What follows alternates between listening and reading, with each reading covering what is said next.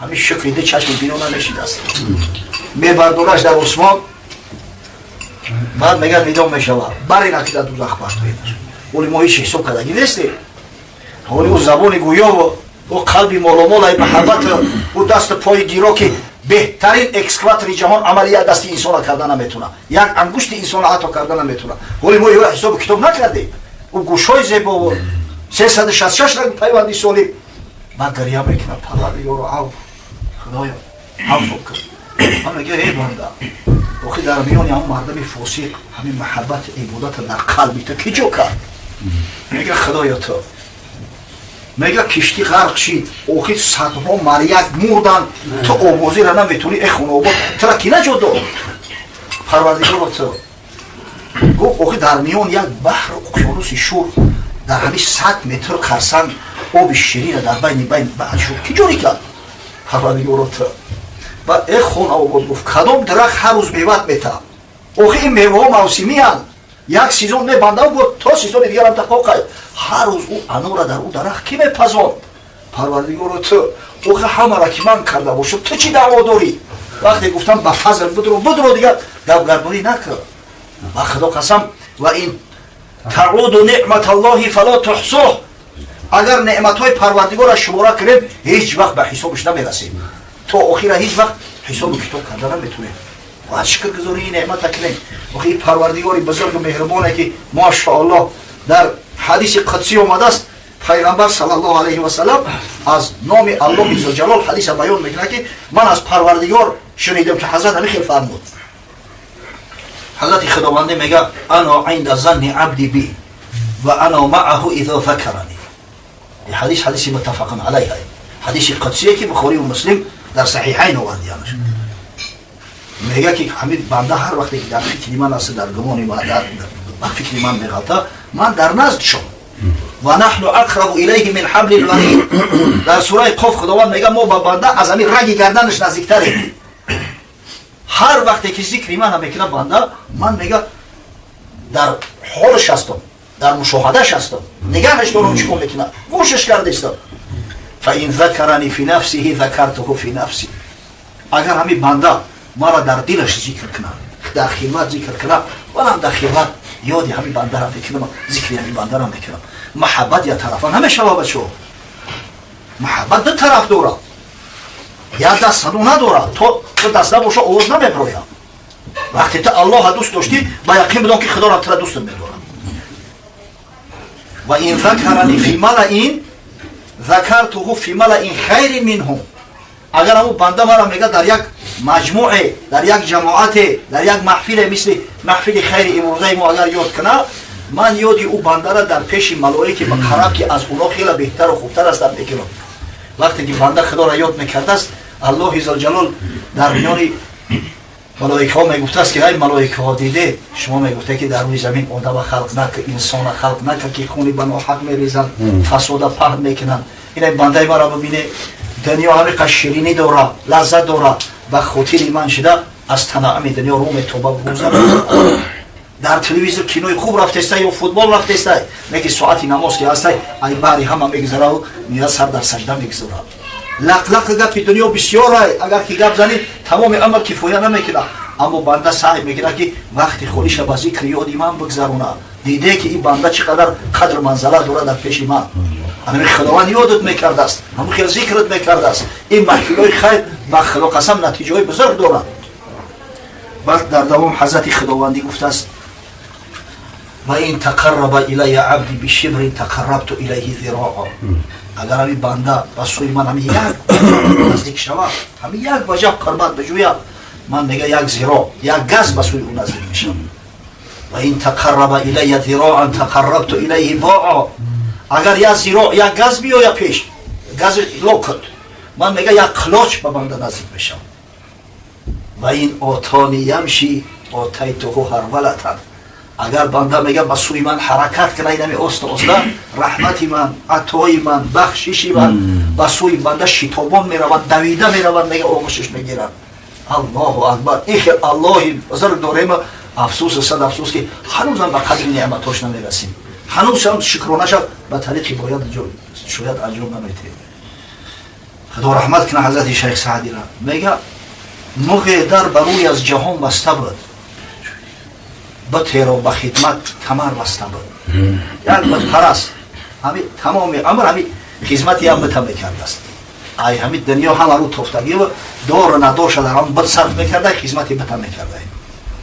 پس از چند سال اون نکوهیده کش قضا حالت صعبش آورد پیش. یک سال یک مشکلی سخت، یک پرابلم سخت در بلوش میلاته، در یک مشکلی گرفتار میشود و پای بتندر به امید خیر بغلطید بیچاره در خاک دیر که در مونده ام دست گیره سنم. میگه در آن پیش بد مزانو غلطیده، گریه و فیغان برداشت سر در سجده مونده است که در مونده ام دست گیره سنم. با جان آمدم رحم کن بر تنم که ای بد همین قصر سال من خدمتی ترا کردم، اگه امروز روزی دستگیری کرد همین ورطه و همین مشکلی نجاتم بده. بیزاری در خدمتش بارها که هیچش به سامان نشد کارها. هر قدر جان سیاه کرد، هر قدر گریه و فیغان کرد، آقا ای دست یک بطی خونه سخته چکار میآید؟ بطه چون برارد مهمات کس که نتواند از خیش راندن مگس. او لعنتی یک پشه را ای خودش رانده نمیتونه،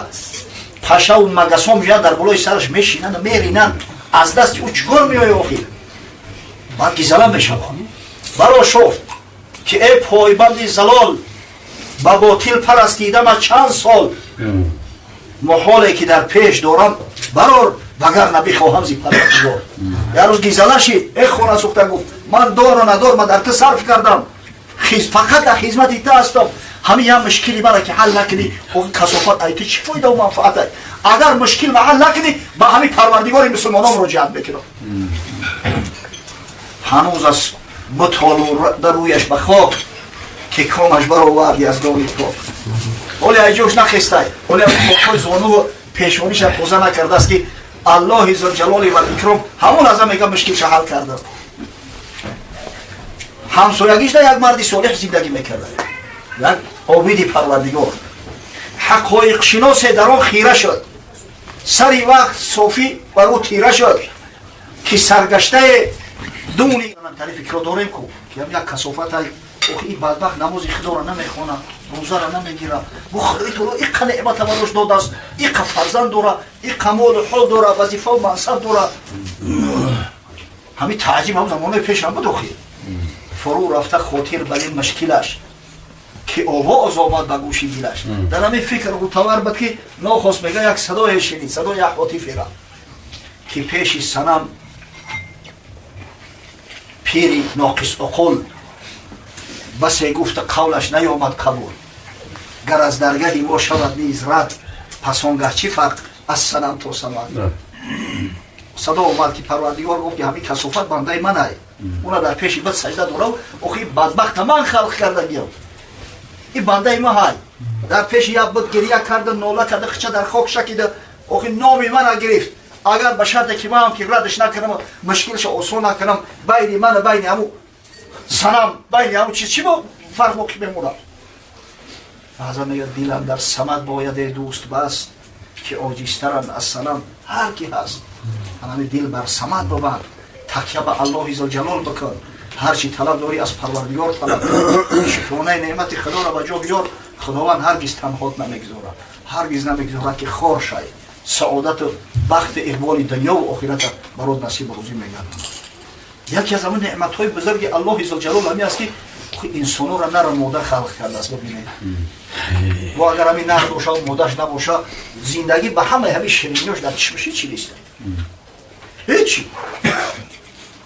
زمین آیاته ان خلق لكم من انفسكم ازواجا لتسكنوا الیها و جعل بینکم موده و رحمه. الآیه